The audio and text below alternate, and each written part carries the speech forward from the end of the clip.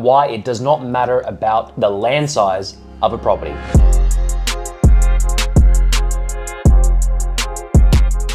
I was recently working with a client and they were very particular about the land size of the property they wanted to buy. I showed them multiple properties and we spoke about their preferences prior to that, but they changed the brief, I guess, during the process of finding that property and while I was presenting them properties. We went through a few houses, townhouses, and even some duplexes, presented them a couple units also. Now, as you may or may not know, the main three keys, which is buying properties with high capital growth, high rental yield, and under market value, is the main point of the game. It's how I built my portfolio, and it's how all the clients have achieved the great successes they have, and how it's the best strategy for buying existing properties. The particular client was insisted because they were advised by their, I believe it was their cousin or uncle or one of their family members. They basically were about to buy a property and their family members reached out to them and said, no, you can only buy a property if the land size is above 500 square meters. And the reasoning behind that was because you might be able to potentially develop the land later on, and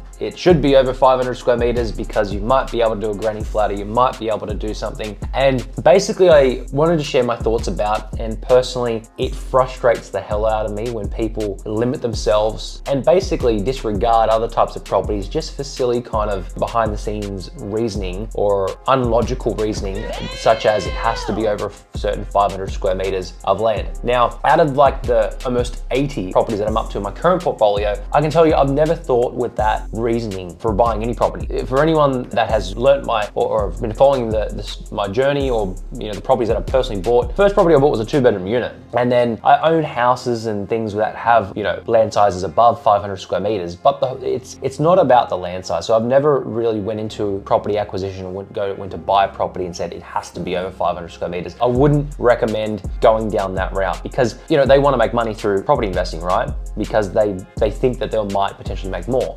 But to me, it's about making money on the way in to the property. It's not about what I might be able to do in the future. It's about the money that you're making on the way in and buying it under market value. I actually showed that client a property that was at like 380 square meters of land and they didn't buy it. And that property itself was about $70,000 under the valuation. So they basically threw away $70,000 because it was a little bit smaller than what their family member had recommended them buy.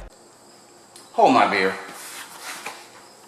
So to me, that was very silly. It's like you're gonna turn down $70,000 and not make $70,000 just because you want to potentially, hopefully hold out for a property that might have 500 square meters of land and that you might make more money on in the future, which isn't the case. Also, with that very narrow-minded way of thinking, let's say hypothetically a property came up and maybe it was a duplex or a townhouse or a unit. Now let's say that property was, $300,000 under what it was worth, or a house that was 500 square meters and it's only $50,000 under what it's worth. So to me, it's a no-brainer. Like, why wouldn't you just take the one that's 300,000 under what it's worth? Bigger land does not mean more growth. I just want to jump on here and share my thoughts because I think it's very silly to be that narrow-minded that you have to only buy a property with over 500 square meters. Because what if something were to come up that was only, it was 490 square meters? Like, you're 10 square meters off, but maybe that property is, 100,000 under what it's worth. That's the way I think. It's definitely worked really well for me. I encourage you to not be narrow-minded with, the sizing or the layout of the property or the bedrooms or the bathrooms or the construction type, or if it's on a high side of the street or a lower side of the street. There's 1,000 different things to consider, but I would say in basic sense, don't be narrow-minded. Stick to the main key, 3 keys. Thanks for watching. If you have any questions, comment below, smash the subscribe button, and I'll see you in the next video. Thanks so much for watching. Bye for now.